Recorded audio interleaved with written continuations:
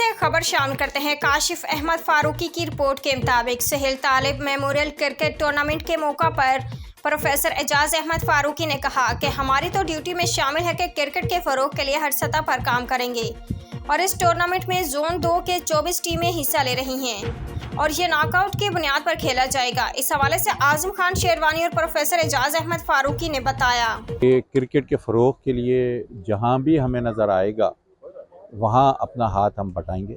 हमारी ज़िम्मेदारी है, इसमें किसी के भी कहने की ज़रूरत नहीं होती। हम 2 कदम आगे बढ़कर टूर्नामेंट को फ़रोग देने में, टूर्नामेंट को आगे बढ़ाने में सबसे बड़ा फ़ायदा ये होता है कि जो बच्चे खेलते हैं, जो प्लेयर, उनके सलाहियत में इजाफ़ा होता है।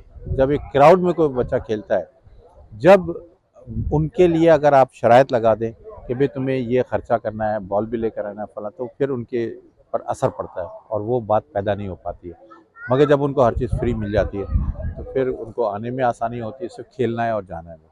तो सुहेल तालिब साहब बड़े अच्छे आदमी थे, मेरी बहुत इज़्ज़त करते थे, मैं भी उनकी बहुत इज़्ज़त करता था और जब भी ज़रूरत होती थी कभी भी किसी को भी, तो उसमें हम देर नहीं करते थे। वो इसी बात पर बड़े खुश होते थे कि फारूकी साहब आपने तो ऐसा हाथ रखा हुआ है कि कभी हम कहते हैं तो फ़ौरन आप तैयार हो जाते हैं। सर उन कितनी टीमें शामिल हैं और ये लीग पे हो रहा है, ये नॉकआउट पे हो रहा ये तो जमील सब तफसील बताएंगे उसकी तफसील। और है? कितनी टीमें इसमें 24 टीमें हैं, नॉकआउट बेसिस पे है।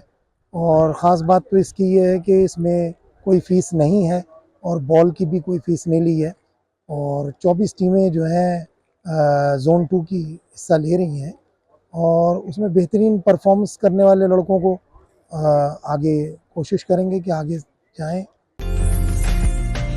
उम्दा में पकाएं और जी भर के खाएं।